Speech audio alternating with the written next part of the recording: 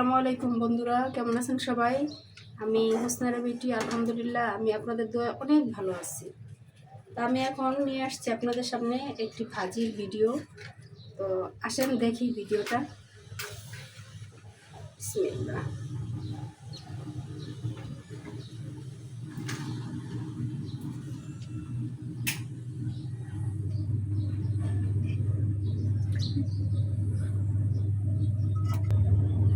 আমি দিয়ে দিচ্ছি করলার জন্য, ভাজির জন্য তেল। যেহেতু করলা ভাজি, একটু তেলটা বেশি দিব।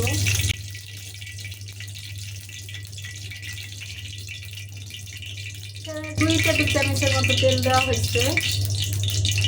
আর দিয়ে দিচ্ছি পেঁয়াজ।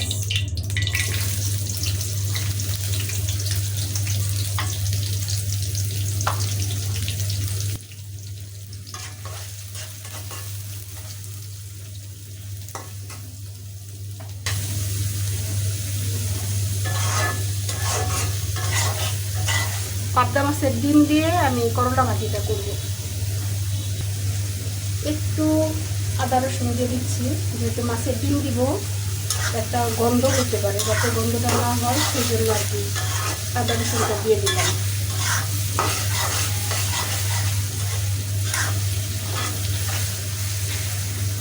করলা ভাজিতে আমি পেঁয়াজ এখন বেশি ভাজবো না, কারণ নাড়তে নাড়তে পেঁয়াজটা লাল লাল হয়ে যাবে পরে।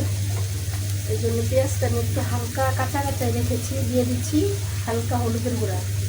সচরাচর আমি করলা ভাজিতে হলুদ দেই না, কিন্তু যেহেতু মাছের ডিম দিব, আবার একটু আলু অ্যাড করবো, ওই জন্য আমি করলা ভাজিটার মধ্যে একটু হলুদ দিয়ে দিলাম। দিয়ে দিচ্ছি মাছের ডিম।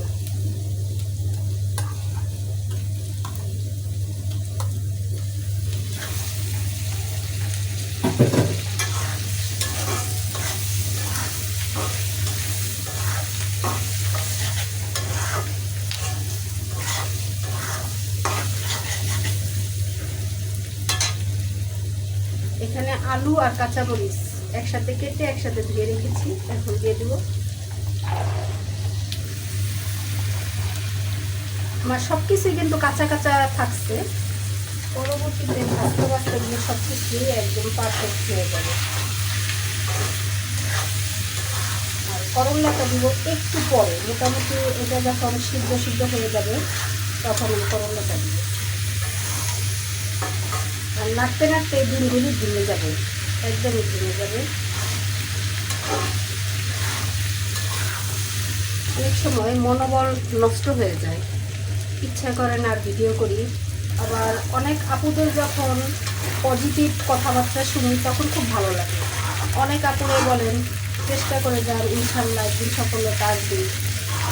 তো এদের কথাগুলি আসলে ভালো লাগে।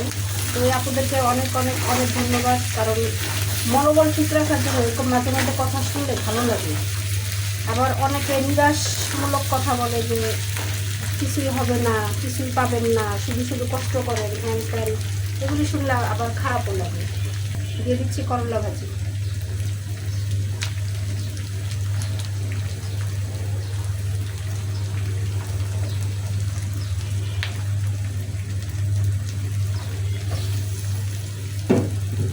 আমি এখানে করলা ভাজি বলেছি, সরি। দিয়ে দিচ্ছি কাঁচা করলাটা। এখন আস্তে আস্তে আস্তে আস্তে নেড়ে নেড়ে ভাজি।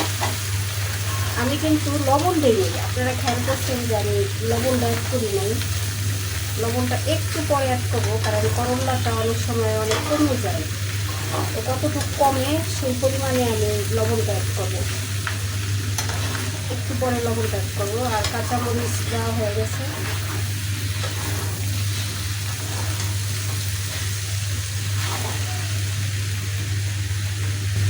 দিয়ে দিচ্ছি স্বাদ মতো লবণ।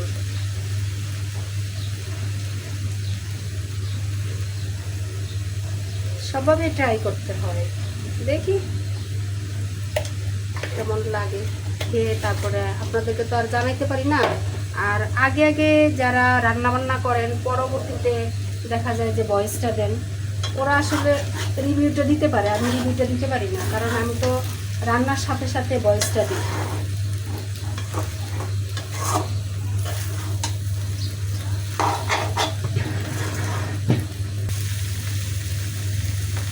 দিচ্ছি ফ্রোজেন করে রাখা ধনিয়া পাতা।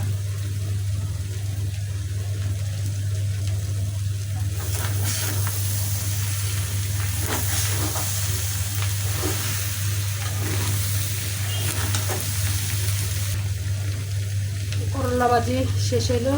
সবাইকে অনেক ধন্যবাদ, ভালো থাকেন, আল্লাহ হাফেজ।